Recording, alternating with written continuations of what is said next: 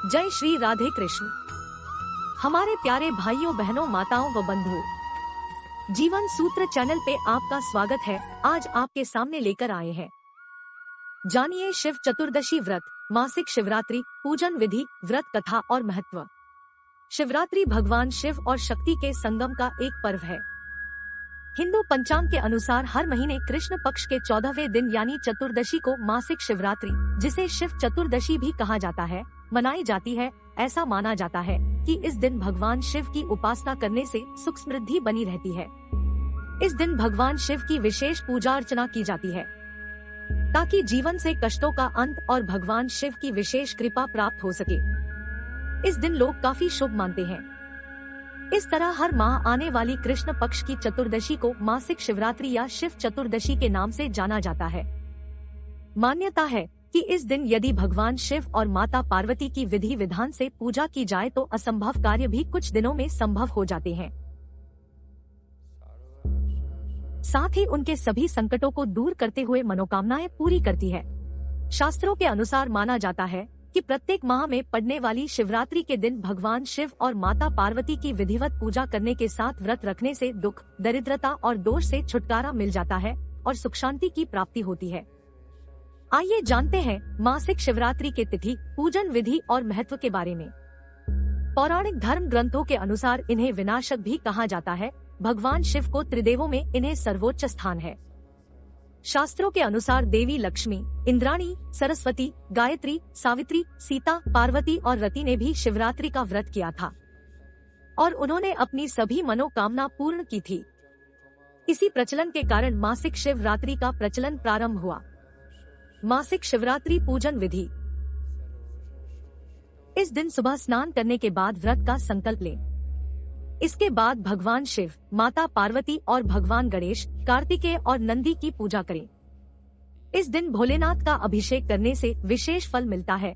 अभिषेक के दौरान भगवान शिव की प्रिय चीजों का भोग लगाएं और शिव मंत्रों का जाप करें। भक्त शिवरात्रि की पूरी रात जागकर भगवान शिव की पूजा करते हैं।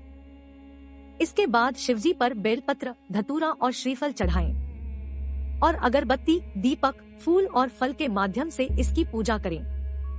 सुनिश्चित करें कि आप शिव पुराण, शिव स्तोय, शिव अष्टक, शिव चालीसा और शिव श्लोक पढ़ें। इसके बाद शाम को फल खा सकते हैं, लेकिन व्रत रखने वालों को इसका सेवन नहीं करना चाहिए। इस व्रत को महिला और पुरुष दोनों कर सकते हैं। अगर विवाह में कोई अड़चन आ रही है तो शिवलिंग पर बेलपत्र चढ़ाते वक्त नम शिवाय का जाप करें। संतान संबंधी कोई भी परेशानी है तो आप शिवरात्रि के दिन आटे से 11 शिवलिंग बनाएं और 11 बार इनका जल अभिषेक करें। भगवान शिव की पूजा के बाद अगले दिन उपवास समाप्त किया जा सकता है। कहा जाता है कि मासिक शिवरात्रि पर शिव पार्वती की पूजा करने से व्यक्ति सभी प्रकार के ऋणों से मुक्त हो जाता है। मासिक शिवरात्रि का महत्व।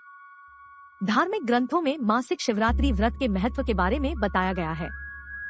मान्यता है कि इस दिन पूजा, व्रत करने से भक्तों के सभी कष्ट दूर होते हैं और सारी इच्छाएं पूर्ण होती है।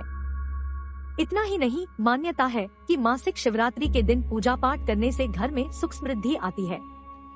शास्त्रों के अनुसार मासिक शिवरात्रि के दिन रुद्राभिषेक भी करने की भी मान्यता है। भगवान को मासिक शिवरात्रि का दिन अत्यंत प्रिय होने के कारण भी इसका महत्व और ज्यादा बढ़ जाता है। इस दिन रुद्राभिषेक से सभी मनोकामनाएं पूर्ण होती है। इस दिन व्रत करने से वैवाहिक जीवन की समस्याओं से निजात पाया जा सकता है। मासिक शिवरात्रि की कथा। जिस तरह से हर व्रत आदि के पीछे कोई न कोई कथा होती है, वैसे ही मासिक शिवरात्रि करने के पीछे भी एक कथा है। आइए जानते हैं कथा।